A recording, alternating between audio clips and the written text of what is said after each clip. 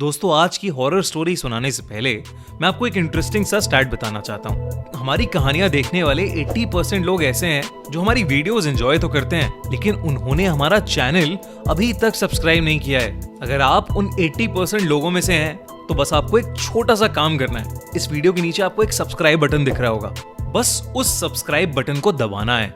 बस इतना सा काम करना है आपको, और लगे हाथों बेल आइकन भी प्रेस कर देना ताकि हमारी लेटेस्ट वीडियो आते ही आपको सबसे पहले पता चले।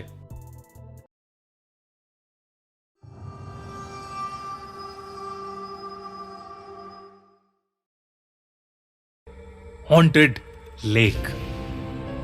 रानी एक मछुआरों के परिवार से थी, पर अपने पिता के गायब होने के बाद घर की सारी जिम्मेदारी अब 13 साल की रानी पर आ गई थी। एक दिन उसके पिता मछली पकड़ने गए, पर कभी वापस ही नहीं आए। गांव वालों ने उन्हें बहुत ढूंढा, पर वो कहीं नहीं मिले।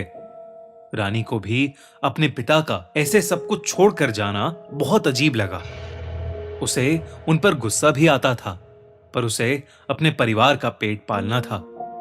मां ज्यादातर बीमार रहती थी, इसलिए उसी को सब कुछ करना पड़ता था।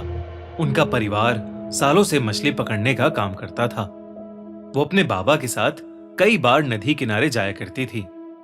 उसके बाबा उसे नदियों की, मछलियों की बहुत सारी कहानियां सुनाते। उसके बाबा हमेशा कहते थे, हम जो सोचते हैं, जिसे याद करते हैं, नदी भी कुछ वैसा ही दिखाती है हमें। रानी को यह सब कभी समझ नहीं आता था, बस ये सब कहानियां और किस्से सुनकर मजा आता था। अब जब वो अकेले मछली पकड़ने जाने लगी थी, तो अपने फायदे के लिए गांव के बाकी मछुआरों ने उसे बड़ी नदी में मछली पकड़ने से रोक दिया। रानी को अपना घर चलाने के लिए अब कोई दूसरी नदी ढूंढनी थी। उस गांव के 2 हिस्से थे। एक हिस्सा जहां सारे घर और वो बड़ी सी नदी थी, और दूसरे हिस्से में बस जंगल।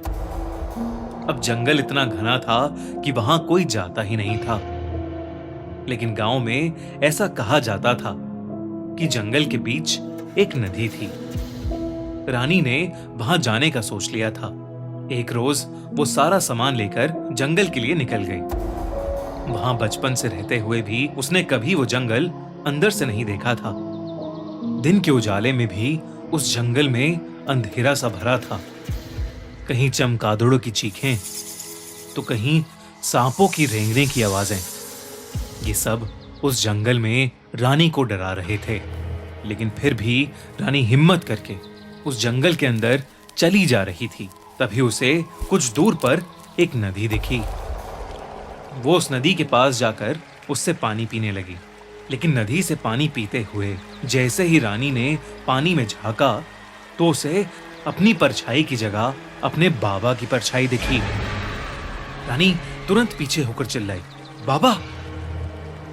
तभी जब उसने फिर से देखा तो वहां कुछ भी नहीं था। रानी को लगा कि शायद ये उसका वहम होगा, तो वो इस पर ज्यादा ध्यान न देते हुए अपने मछली पकड़ने का जाल बिछाने लगी। उसने जैसे ही उस जाल को नदी में फेंकने की कोशिश की, उसका बैलेंस बिगड़ा और वो नदी में ही गिर गई। रानी को तैरना नहीं आता था, तो हड़बड़ाहट में वो खुद को संभालने की कोशिश करने लगी। खुद को संभाल कर वो नदी से निकल ही रही थी कि अचानक उसे ऐसा लगा जैसे नदी के अंदर से किसी ने उसके पैर को पकड़ लिया हो और उसे नदी की तरफ ही खींच रहा हो। रानी पूरी तरह बौखला गई और अपने पैरों को जोर से चलाने लगी। उसका पैर तो छूट गया, लेकिन जब उसने पीछे देखा तो वहां कोई भी नहीं था। उसे अब और अजीब लगने लगा था। वो वहां किसी इंसान के आसपास होने का एहसास कर पा रही थी। इससे पहले कि उसे कुछ समझ आता, उसे नदी में कुछ उसकी तरफ आता हुआ दिखाई दिया। एक लाल कपड़ा उसी की तरफ बहता हुआ आ रहा था। वो लाल कपड़ा जैसे ही किनारे पर आया, रानी के पैरों तले जमीन ही खिसक गई। वो लाल कपड़ा ठीक उसी गमछे की तरह था जो उसके बाबा अपने गले में पहना करते थे। रानी को कुछ भी समझ नहीं आ रहा था। आखिर उसके बाबा का गमछा उस नदी में कैसे आया था? रानी ने खुद को समझाया कि वो लाल कपड़ा किसी का भी हो सकता था, और वो खड़े होकर फिर से जाल बिछाने लगी। रानी मछलियों का चारा लेने के लिए पीछे रख के अपने सामान के पास गई। जब उसने अपने सामान का थैला खोला तो उसके बीच उसे अपने बाबा की एक फोटो दिखी। चौंकाने वाली बात यह थी कि उस फोटो को वो खुद नहीं लाई थी, और तो और उस फोटो में किसी ने उसके बाबा की आंखों को बुरी तरह खरोचा हुआ था।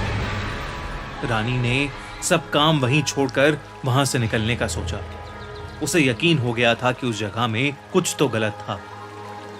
वो अपना जाल उठाने के लिए नदी के पास वापस गई, लेकिन जैसे ही रानी ने जाल को हाथ लगाया, उस जाल में एक अजीब सी हलचल होने लगी। रानी को लगा कि शायद जाल में मछलियां फंस गई थीं, और इसलिए उसने जाल को जोर से बाहर खींचा। पर उस जाल के साथ नदी से जो बाहर आया, वो रानी ने अपने सपनों में भी नहीं सोचा था। उस जाल के अंदर उसके बाबा की लाश थी। रानी की आंखें फटी की फटी रह गईं। वो जोर जोर से चीख कर रोने लगी। तभी उसे अपने पीछे किसी के गुजरने का एहसास हुआ। रानी को लगने लगा था कि कोई बुरी शक्ति उसके आसपास मंडरा रही है, लेकिन रानी अपने बाबा की लाश को वहां छोड़कर भाग नहीं सकती थी। उसने अपने बाबा की लाश को पानी से बाहर घसीटना शुरू कर दिया, पर जब वो लाश पूरी तरह से बाहर आई तो रानी का दिल थम गया। उस लाश का आधा धड़ कटा हुआ था। ऐसा लग रहा था कि मानो किसी जानवर ने उनके आधे धड़ को खा लिया हो। इससे पहले उस सदमे से उभर पाती, उसकी आंखों के सामने से उसी नदी में से एक बहुत ही भयानक औरत निकली। उसके बालों पर काई जमी थी और उसके दांत बहुत ही बड़े और नुकीले थे। उसका पूरा शरीर गला हुआ था और उसके चेहरे पर खून लगा हुआ था।